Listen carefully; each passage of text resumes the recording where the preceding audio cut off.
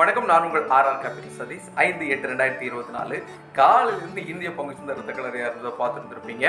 இன்னைக்கு ஆஃப்டர்நூன் வீடியோலயே இந்த மார்க்கெட் எதுக்காக இறங்குச்சுன்னு சொல்லி ஒரு பிளான்ஸ் கொடுத்துருந்தேன். இருந்தாலும் மார்க்கெட்டோட க்ளோசிங் ரிப்போர்ட் எப்படி இருந்துச்சுன்னு நமக்கு தெரியணும் இல்லையா, அதுக்காக அந்த அப்டேட் கொடுக்க வந்திருக்கேன். இன்னைக்கு பாத்தீங்கன்னா எல்லா இண்டெக்ஸ்லயுமே இந்த ரத்த கலர் தொடர்ந்துட்டு தான் இருந்துச்சு. நிப்டி ஒரு கட்டத்துல பாத்தீங்கன்னா 800 பாயிண்ட்டுக்கு மேல டவுன் ஆயிருந்து நம்ம பார்த்த க்ளோசிங்ல பாத்தீங்கன்னா 662 பாயிண்ட்டுக்கு மேல டவுன் ஆகி 24,055 க்ளோஸ் ஆயிருக்கு. 24,000 மேல தக்க வச்சுட்டு தான் சொல்ல முடியும்.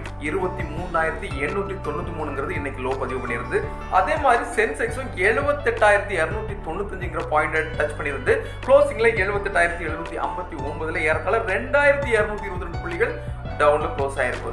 எந்த ஒரு செக்டார் எடுத்தாலும் நீக்கமுறை இன்னைக்கு டவுன் இருந்ததை நம்ம நோட் பண்ணி தான் ஆக வேண்டியிருக்கு. ஸ்மால் கேப் அதே மாதிரி நிப்டி ரியாலிட்டி 4% மேல இன்னைக்கு ஃபாலோ ஆகி க்ளோஸ் ஆயிருக்கு. இந்த ரத்த கலர்லயும் இன்னைக்கு FMCG ஸ்டாக்ஸ் கொஞ்சம் பாசிட்டிவ் சைடுல இருந்து, அதே மாதிரி இன்சூரன்ஸ் ஸ்டாக்ஸ் கொஞ்சம் பாசிட்டிவ் சைடுல க்ளோஸ் ஆச்சு. LIC, ONGC, Tata motor, Adani port, அதே மாதிரி அடானி கிரீன் இவங்க எல்லாம் பெரிய அளவுல ஃபால்ல இருந்தாங்க.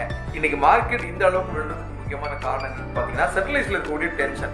ஈரானுக்கும் இஸ்ரேலுக்கு இருக்கக்கூடிய பிரச்சனை பெரிய அளவில் அடுத்தடுத்த நாடுகளும் இந்த போர்ல குதிக்கிறதுக்கு வாய்ப்புகள் அதிகமா இருக்குங்கிற ஒரு எக்ஸ்பெக்டேஷன் தான் மார்க்கெட்டோட இந்த சரிவுக்கு முக்கிய காரணம். அடுத்த காரணம் பாத்தீங்கன்னா வெளிநாடுகள், அதுவும் குறிப்பா அமெரிக்கால வேலை வாய்ப்போட விகிதம் அதிகமாயிட்டு இருக்கு. ஏறதால 4% மேல இன்க்ரீஸ் ஆயிருக்குங்கிறதும் முக்கியமான காரணமா பார்க்கப்படுது. ஏற்கனவே பட்ஜெட் வெளியே வந்திருந்த டைம்லேயே மார்க்கெட் இறங்கிருக்கும் அப்படிங்கிற மாதிரி கணிப்புகள்லாம் வந்துருந்துச்சு. அதை பொய்யாக்கி மார்க்கெட் அடுத்தடுத்த டைம் போயிருந்துச்சு. போன வாரம் வியாழக்கிழமை பாத்தீங்கன்னா 25,078 ஒரு முக்கியமான பாயிண்ட நிப்டி கிராஸ் பண்ணிருந்துச்சு. இருந்தாலும் சஸ்டெயின் பண்ண முடியாம தான் இறங்கிட்டு இருக்கு. ஜப்பானோட கரன்சியோட தாக்கம் உலக சந்தைகள் அதிகமாக ஆட்டி படைச்சிட்டு இருக்கு. இந்த சூழ்நிலையில ஒட்டுமொத்தமா பார்க்கும்போது உலகம் முழுக்க இருக்கக்கூடிய எல்லா நாடுகளுடைய பங்கு சந்தைகளும் பெரிய அளவுல இறங்கி இருக்கு. அது இந்திய சந்தைகளில் தொடர்ந்துங்கிறது தான் என்னோட பாயிண்ட் ஆஃப் வியூ. இருந்தாலும் மார்க்கெட் அடுத்தடுத்த நாட்களில் எந்த அளவுக்கு மார்க்கெட்டை தக்க வைக்க போகுதா அல்லது இந்த இடத்துல இருந்து இன்னும் தடுமாற்றம் இருக்குமாங்கிறத ஒவ்வொரு நாளும் எவ்வைகள் டிஐகளோட டேட்டா தான் நமக்கு உறுதிப்படுத்த போது. எதுவா இருந்தாலும் மார்க்கெட்டோட இந்த இறக்கத்தை நீங்க லாங் டைம்ல உங்களுடைய இன்வெஸ்ட்மெண்ட்டுக்காக, உங்களுடைய எதிர்கால கோலுக்காக இன்வெஸ்ட் பண்ணணும்னு நினைச்சீங்கன்னா உங்க சொந்த முடிவுல நீங்க கொஞ்சம் கொஞ்சமா இன்வெஸ்ட் பண்றதுக்கு முன்வாருங்க.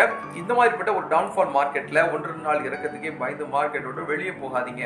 மார்க்கெட்டோட சூழல், அதனுடைய செய்தியோட தாக்கம் எந்த அளவுக்கு நீங்க அனலைஸ் பண்ணக்கூடிய அளவுக்கு இருக்கணும். ஏன்னா தொடர்ச்சியா கடந்த ஒரு வருஷமாவே மார்க்கெட் கண்டினியூவா ஏறிட்டு இருந்ததை நம்ம இதுல சொல்லணும் இல்லையா.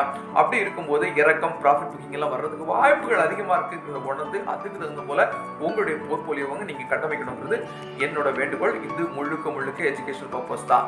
உங்களுடைய பங்கு சார்ந்த முதலீடுகள் நீங்க எடுக்கிறதுனால உங்களோட முதலீட்டோட ரிஸ்க் எனக்கு உணர்ந்து அதற்கேற்றபடி செயல்படுங்க. டிவிடெண்ட், போனஸ், அதே மாதிரி ஸ்டாக் ஸ்பிளிட் ஷார்ட்ஸ்லாம் நான் அப்லோட் பண்றேன். இன்னைக்கு முக்கியமான செய்திகளோட போர்வை நான் அப்லோட் பண்றேன். தேவைப்படுறவங்க அதையும் செக் பண்ணிக்கோங்க. நாளைக்கு வேற ஒரு தகவலை பார்க்கலாம். அது வரைக்கும் பாய்.